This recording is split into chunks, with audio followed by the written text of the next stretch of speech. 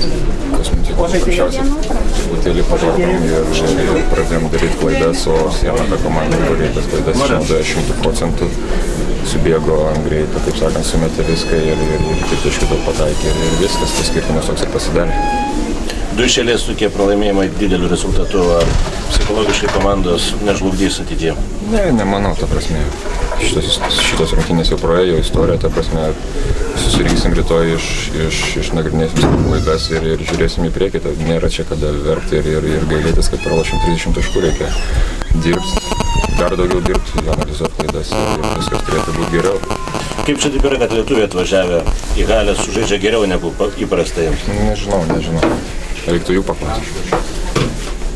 O šiaip Kaukėno, ta prasme, ir taiklumas toks nenustebino truputėlį? Ne, nenustebino, ta prasme, jis visą laiką gerai pataiko, aišku, kiek pažiūrėkit, jis metė visą laiką laisvas, beveik nieks, kaip sakant, mes taip blogai gynėmės, kad jis visą laiką laisvas metė, būtume neleidę jam laisvų metimų mesti, o per rankas ir sunkius metimus ir būtume taip gerai pataikęs. O tai kodėl ta gynyba tokia pinigų? Paprasčiausiai dar nėra to supratimo tokio, kai kur dviese puolam, kitur paliekam laisvą, taip kad dar nesam tokia forma, kad galėtume iš pusės žodžio gintis ir viens kitą suprasti. Žodžiu, treniruočių trūkumas tas...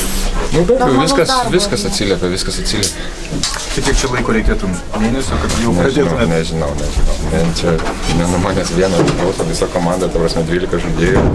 Ir kol mes priprasim viens prie kito, kol suprasim viens kitą, nežinau kaip čia laiko. Daug dėvė, kad užtektų kuo mažiau. Svarbiausia, kad, kaip pasakyti, ta 4. vieta atrodo visai realu galų gale, tai... Nereikia čia po 2 rungtynių galvoti apie 4., 5., 3 vietas. Paprasčiausiai dabar mums reikia žaisti, nes jeigu pradėsim galvoti, tai būsim ir 6. ir 5., ten nežinau, kitų komandų yra. Laukia darbas.